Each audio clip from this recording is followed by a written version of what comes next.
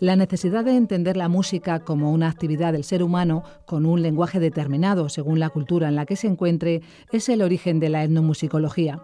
Hoy queremos comprender el jazz desde las preguntas que se plantean los que investigan la música desde una perspectiva antropológica, los etnomusicólogos.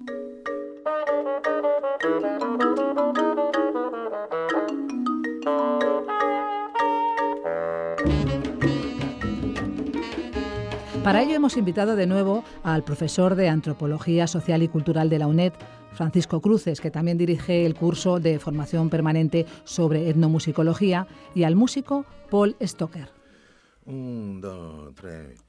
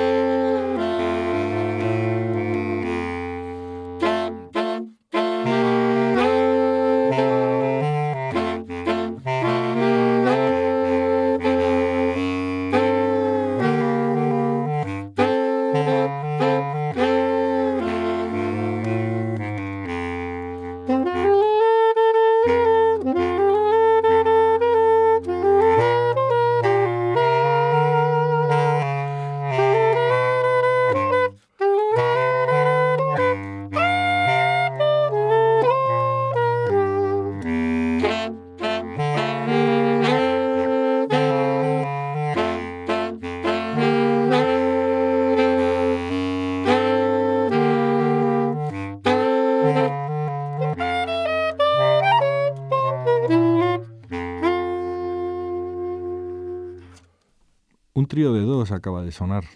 ¿Cómo es posible que suenen 3 instrumentos con 2 instrumentistas?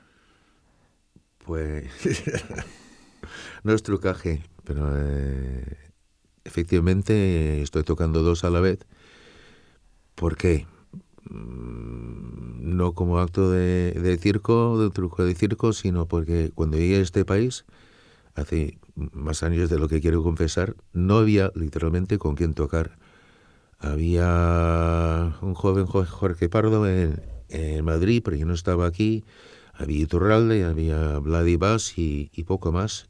Y como yo me crié en el coro de la iglesia y siempre me gustaban las voces, pues me puse a armonizar a mí mismo. Y ahí sigo. Bueno, y luego yo te he acompañado. Y claro, me ha dado mucho gusto. Estamos con Paul Stocker, saxofonista, compositor, maestro, profesor de jazz y, bueno, de música. Y de música. Y vamos a hablar de más allá del jazz, de música. Es una invitación este programa para hablar con Paul de su vida, de sus experiencias como músico y de la relación de la música con eso que llamamos la cultura en etnomusicología. A veces definimos esta parte de la musicología que se superpone con la antropología, la definimos como el estudio de la música en la cultura, o de la música como cultura, porque parece que la música a veces fuera sencillamente un adorno, un accidente, una cosa un poco periférica en la vida cotidiana, y sin embargo está en el centro de la vida de la gente. Bueno, se va apartando del centro de la vida en muchos sentidos. Tengo un ejemplo, Paco. Ayer tuve que pasar por un centro de enseñanza, una escuela de música, y pasé por lo que era no sabía que había nadie ahí, pero entro en un aula y era un aula de lenguaje musical y no salían sonidos de ahí, un silencio total, hablando, pero no tocando, ni cantando, ni bailando, y eso se llama lenguaje, cuando la música es de música, de sonido. Cada música originalmente tenía una función de celebración, de la caza, de boda, de ofrenda, de nana, en fin, una función concreta, y esas funciones se van alejando un poco de nuestra vida cotidiana. Y además es algo que se hace con el cuerpo. Hombre, totalmente. Es un arte del tiempo, en el sentido de que la música no existe nada más que en el momento en que la estamos haciendo. Eso es algo que a veces hemos olvidado los músicos de papel, los músicos del escrito, ¿no? Nos olvidamos hasta qué punto la música es algo que existe aquí ahora porque la estamos haciendo. Y sin embargo, por ejemplo, en las tradiciones africanas, que conoces tú mucho, parece que también hay otra forma de aproximarse, ¿no?, al hecho musical, otra forma de tocar, de bailar. Es una parte integral de la vida, una parte esencial que no se concibe la música. En muchas culturas la vida sin música. Pero no es un estudio, digamos, rígido, si bien que hay muchas tradiciones que se transmiten en general, bueno, de forma oral, no de forma escrita ni teórica, sino metida en práctica directamente. Por ejemplo, he aprendido muchos palos diferentes de músicas africanas, pero ellos nunca te van a decir esto es un 6x8, ni van a contar 1, 2, 1, 2, no. Simplemente se miran y ¡bum! Van a salir y arrancan. Y sabe todo el mundo para dónde van y cuál es el sentido de aquello. Yo grabé en una ocasión una música compuesta por mí en estudio, uh-huh. y los músicos de los que tiré, unos venían de la música clásica, uh-huh. otros del jazz y otros eran de música popular. No sabes la pelea, que no podíamos grabar porque no se ponían de acuerdo sobre cómo había que empezar. Los músicos de jazz querían entrar al 1, 2, 3, 4, sí. Y el músico popular pidió claqueta. Y el músico clásico dijo que de ninguna manera. Y entonces, después de media hora, el ingeniero de sonido ya se enfadó y dijo, bueno, pero vamos a empezar a grabar o no. O sea, había todo un disenso sobre cómo aproximarse para empezar, nada más. Para empezar, ¿no? Y es que, claro, en la música los comienzos son muy importantes y los finales también, ¿no? O sea, esa cosa de entrar y salir es algo... Hombre, en un vuelo es importante el despegue, pero si luego tomar tierra es una catástrofe, pues uno se olvida del viaje, de todo lo que ha pasado en aire. Así hay que despegar y aterrizar de forma razonable. Uh-huh. Y en cierto sentido es el arte también del jazz ese, ¿no? De esta idea de orientarte en una estructura que compartes con los otros, pero que no es fija, ¿no? Sino que de alguna forma es un poco flexible. Aunque sea una música totalmente improvisada, todo tiene su principio y su fin. Y si queda interrumpido el proceso, pues suena a eso, truncado.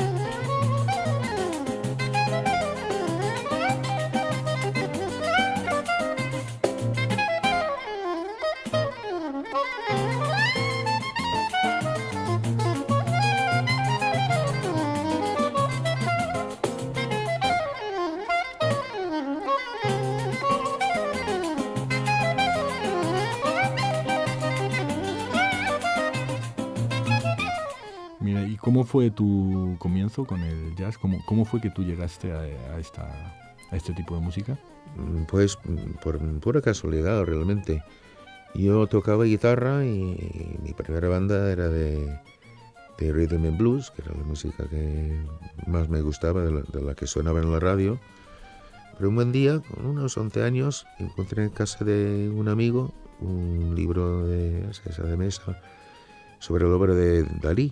Y me fascinó. Bueno, claro, es una gozada para un niño, esas cosas locas, relojes que se griten y mezcla de fantasía con realismo.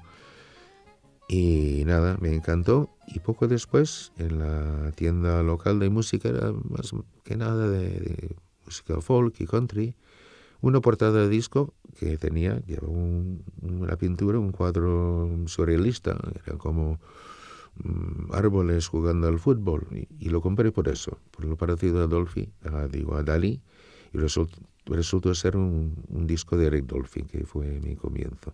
Ajá. O sea que tu vocación de jazz obedece a los influjos distantes de un pintor surrealista español. Español, efectivamente. La vuelta, o sea, que da la vida, ¿no? El mundo es una cosa muy loca. Pues sí. Porque tú, en realidad, estamos hablando de California. Sí, sí. Y había mucho jazz, me imagino, en ese momento, en California. Hombre, no tanto como en la costa este, menos tradición. Había más industria, aunque hecha por músicos de jazz en buena parte, pero mucha música para cine, claro. Ahí está Hollywood y todo el tinglao. Pero sí había clubs históricos, más quizás en San Francisco que luego en Los Ángeles, pero cierta tradición hay en toda parte, porque es una música popular de Estados Unidos. Y entonces la música de Eric Dolphy, saxofonista y clarinetista de los años 50, ¿no? Él irrumpió en la escena a finales de los 50, ya totalmente formado, y en 5 años, porque se murió en el 64, con 36 años, había grabado más de 150 discos. Con todo tipo de formación, emigró, como yo, siguiendo su pista, a Europa, y aquí se murió joven.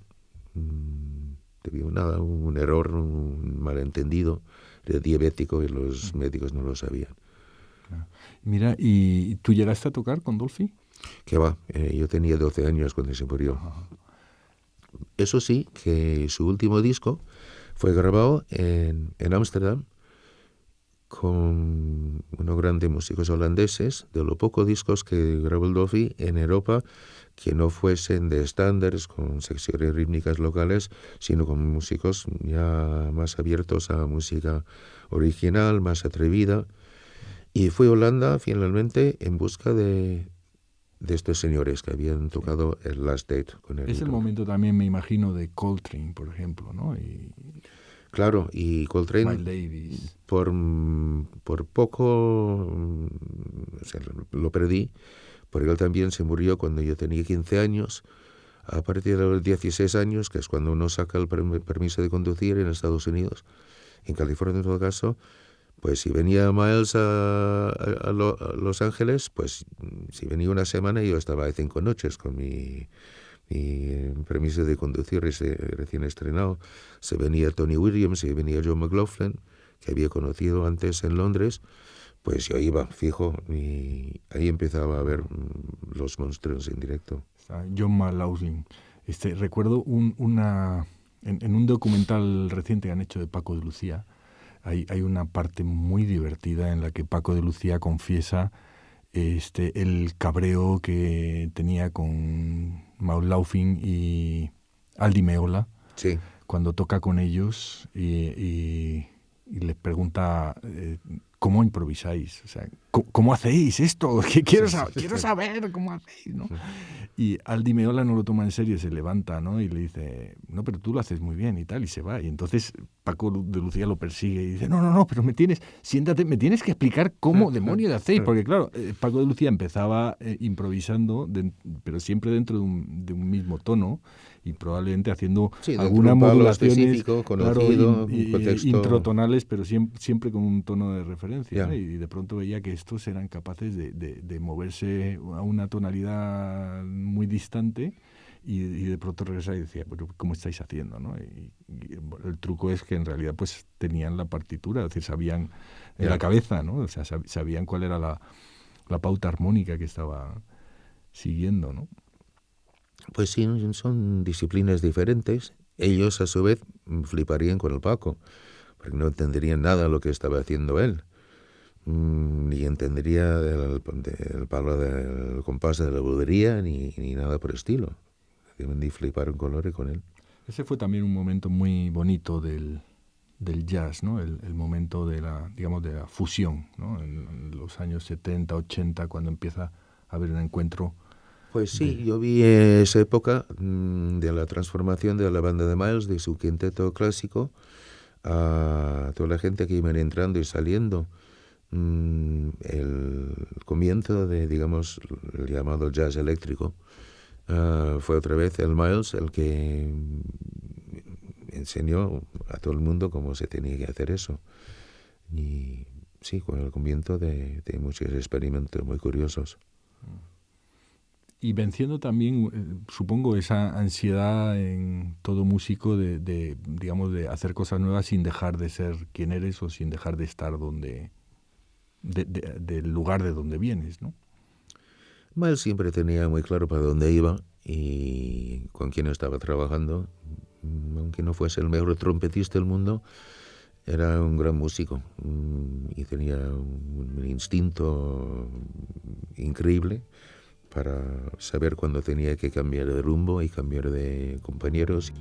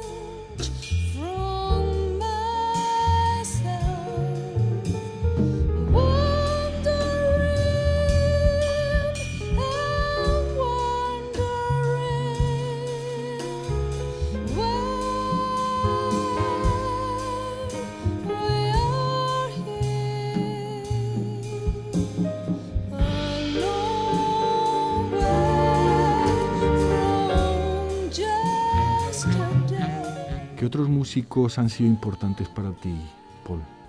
Pues aparte los mencionados ya Eric Dolphy,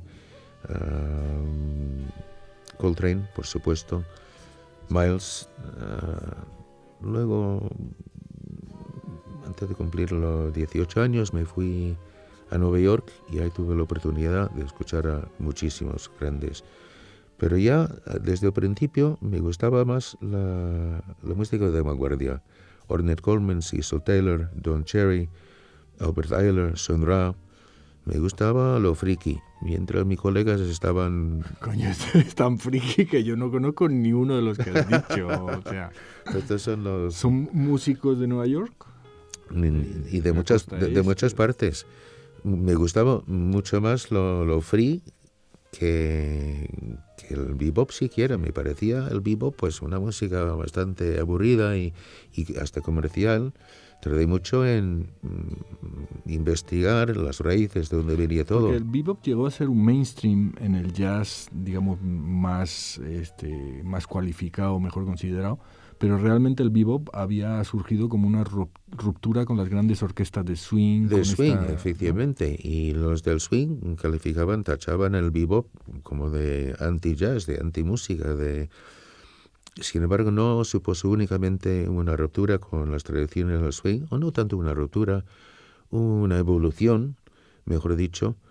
Representaba también el cambio de actitud en el artista, que ya no se contentaba con ser un payaso que amenizaba los bailes, música de diversión, sino que ya quería ser y ser reconocido como artista.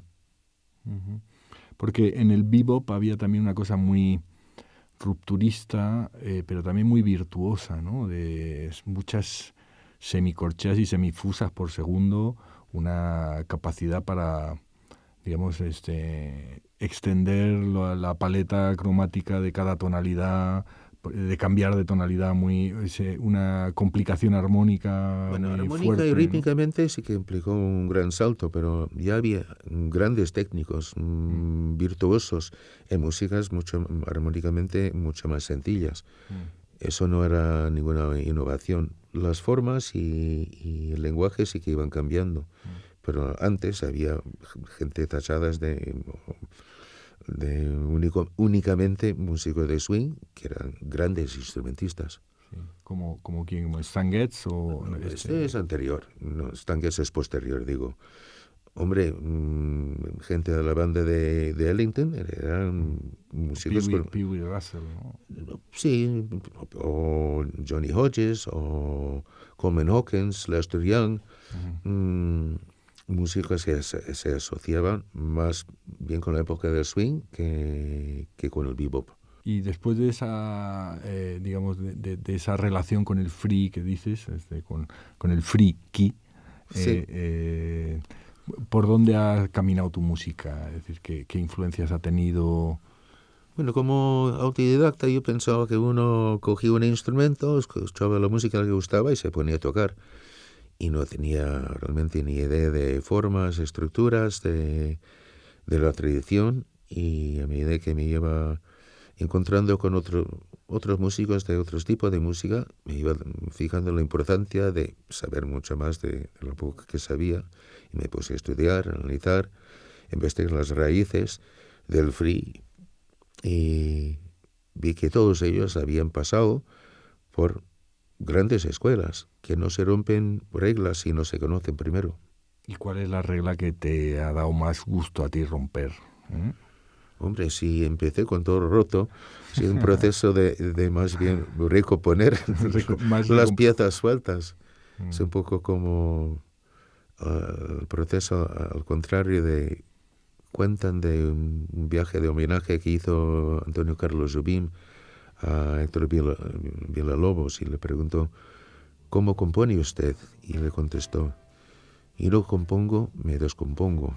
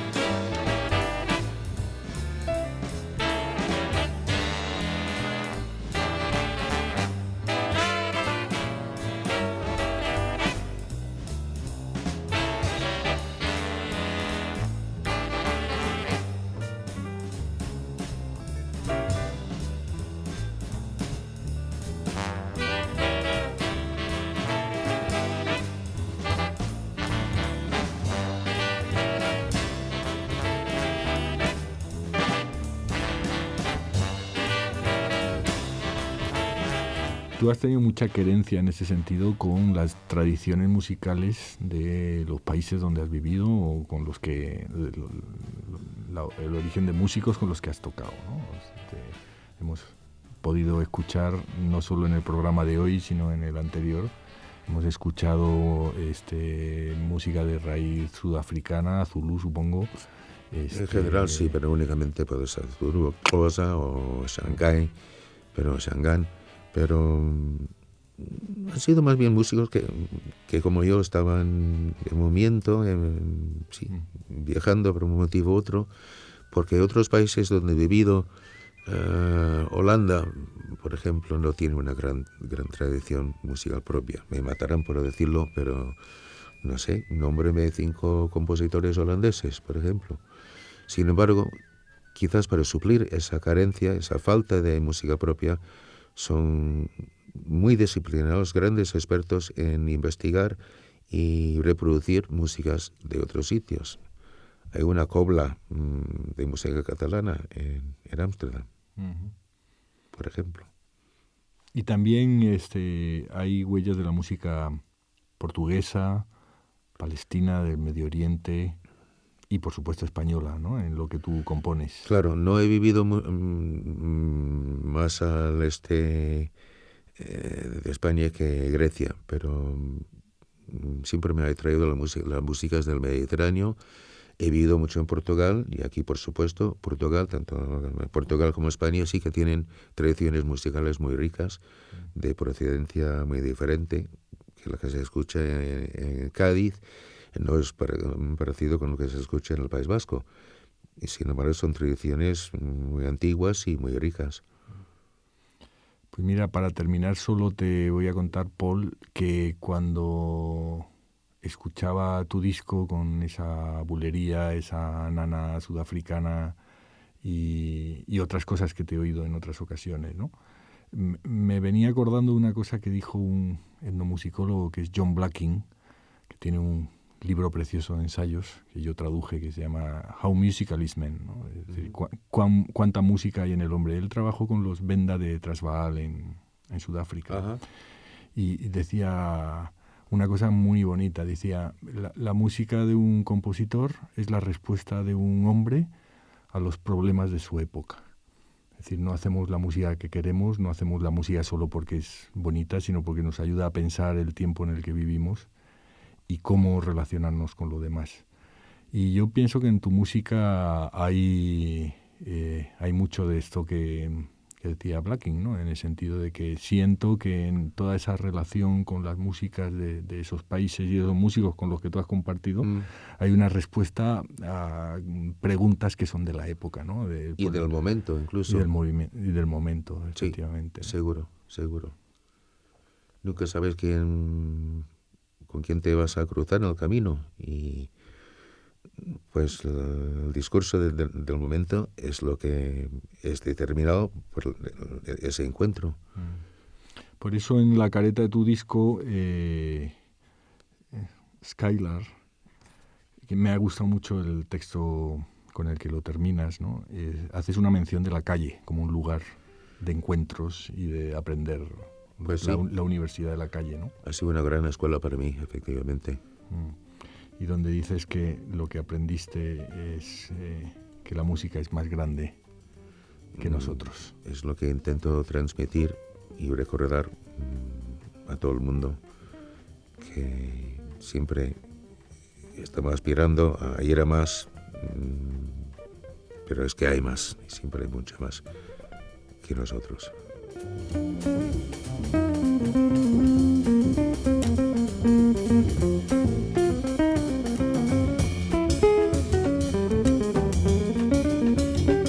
La música es más grande que nosotros. Con estas palabras del músico de jazz Paul Stocker nos quedamos. Le damos las gracias por su generosidad al compartir sus experiencias y su música con nosotros. También damos las gracias al profesor de Antropología Social y Cultural de la UNED, Francisco Cruces, que es también director del curso de formación permanente sobre etnomusicología y que nos ha permitido acercarnos a esta disciplina con el jazz de Paul Stocker, que hemos estado escuchando durante todo este programa. Con su música nos despedimos, les dejamos que disfruten.